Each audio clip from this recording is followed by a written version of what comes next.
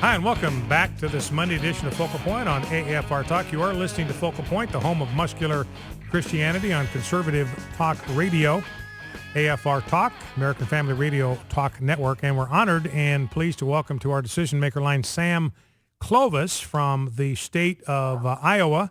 And Sam, I got to tell you, I'm from Idaho, lived there for 29 years, and we kept a running total in Idaho of the number of times that people confuse the state of Iowa with the state of Idaho. It was just so, we had a columnist that did not, I mean, he would have columns occasionally that would be filled with nothing but anecdotes about that kind of confusion. But we here at Focal Point, we know that you are in the great state of Iowa. And apparently, Sam, from what I've been hearing, a good chance that you are going to make an announcement tonight. Tell us about that. Yeah, we're planning on making an announcement about my future and the future of Iowa, we hope. And have been working hard for the last several months to come to this. We prayed on this a lot, and it really, had it not been for the prayer and had not been for my views on some of these things and my faith and the people around me and their faith, I don't think we would have come to this decision. But I think we're going to make an affirmative decision, and we're going to step into something here, and we hope we can make a difference.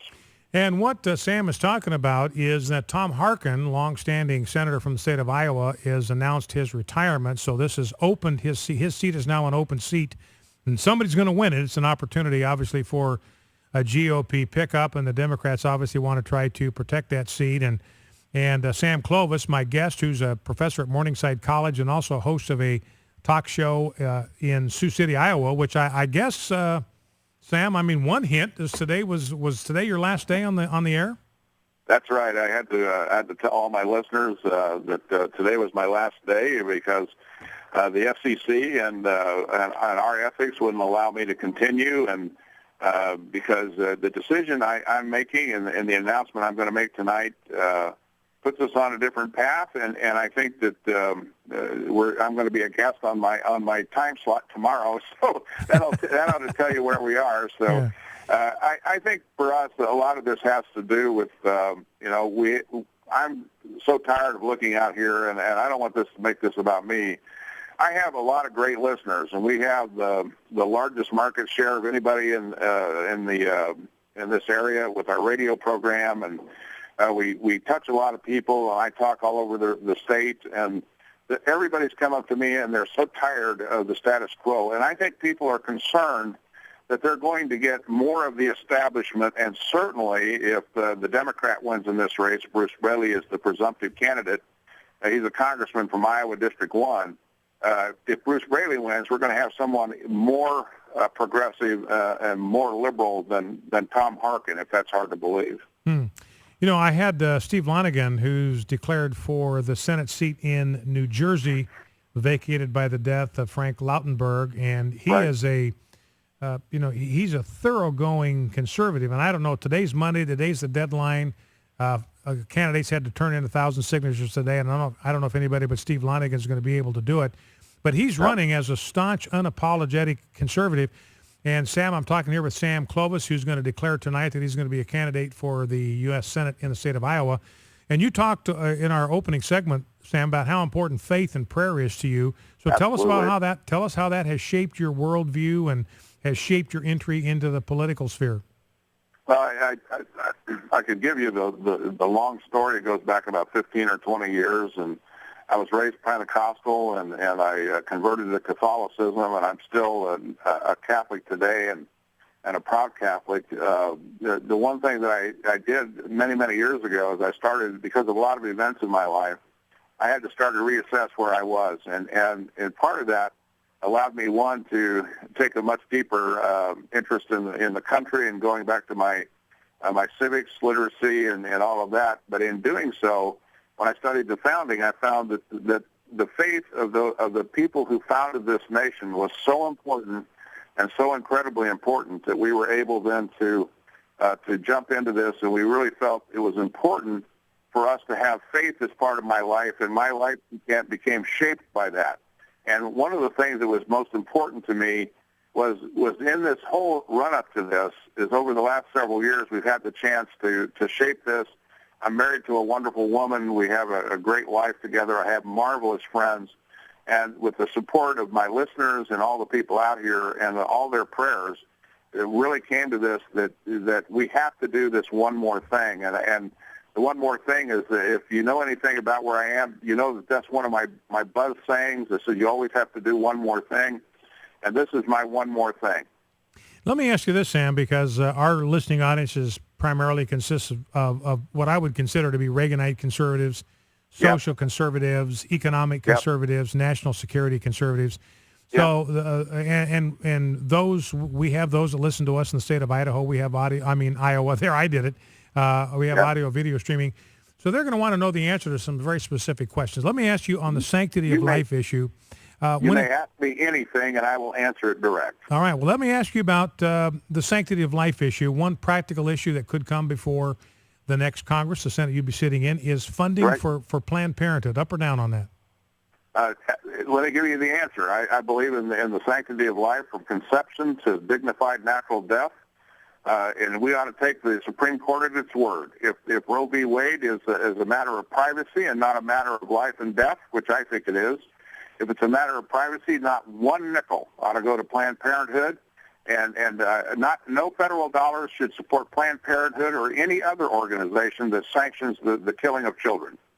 Now, when it comes to the issue of same-sex marriage, we had a battle in Iowa. It was legalized there by activist judges. American Family Association actually got involved in the campaign through our C4 arm to kind of unseat them. So, you know, it's our position that marriage is a union of one man and one woman. We should not give recognition to any other sort of civil union, domestic partnership. We consider those counterfeits. Where do you line up on the issue of the sanctity of marriage?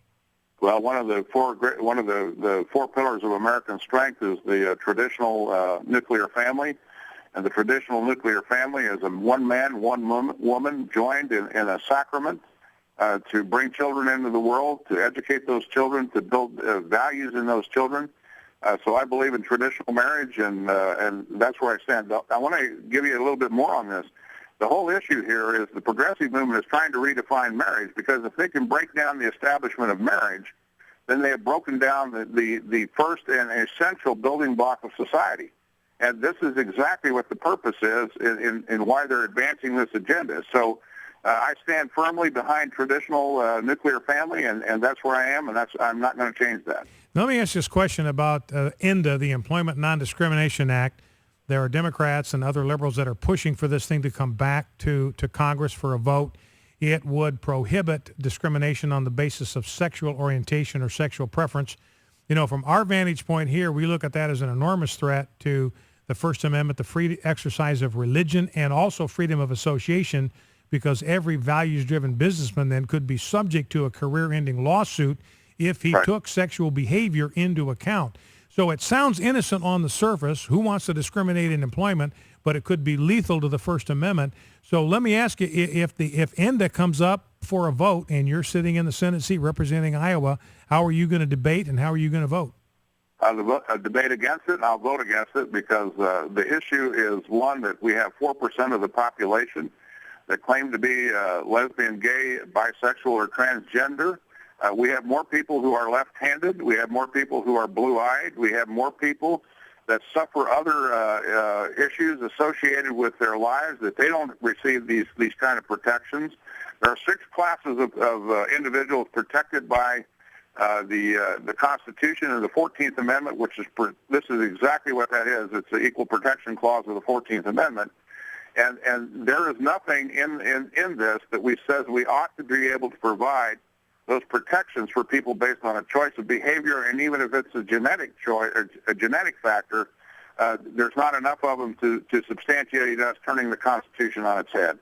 Couple more questions, Sam. Shifting gears to economics just for a moment. You're an economics professor at Morningside College there.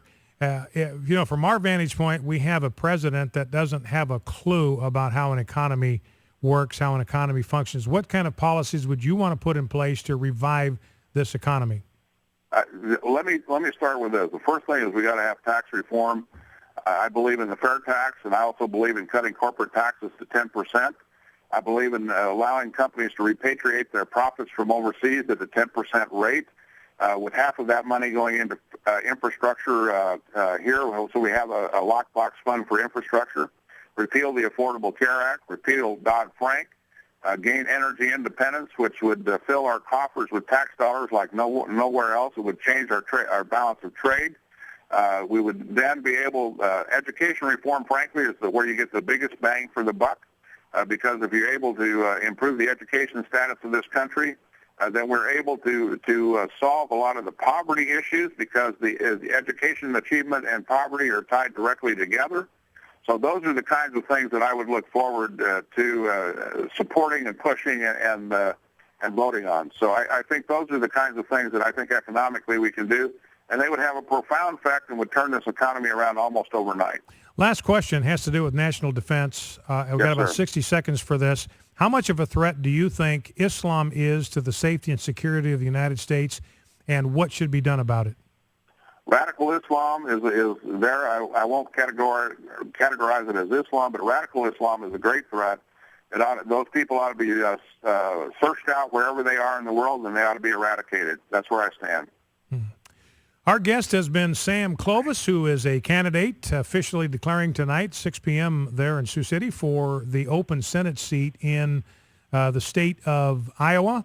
Sam, I want to tell you how much I appreciate you taking time to be with us and giving us kind of an opportunity to talk to you before this whole thing starts. And we will be watching that race with a great deal of interest. And I know conservatives all over the country, based on what we are hearing from you today, conservatives all over the country are going to be very interested in watching the progress of your campaign and seeing how this election turns out. So, again, my thanks on short notice, Sam, for taking time to be with us, and God bless you. All right. Thank you, sir. We'll talk to you soon. Sam Clovis, candidate for the open Senate seat in the state of Iowa. And, for social conservatives, listening to him talk, obviously a lot to like, as there was with Steve Lonigan in the state of New Jersey. Not an endorsement. Don't misunderstand that as an endorsement. Just speaking objectively for social conservatives, I think there's a lot of what Sam Clovis had to say that conservatives in Iowa are going to be glad to hear. Focal Point AFR Talk. We'll be back with your phone calls and more. Stay with us. 888-589-8840. 888-589-8840.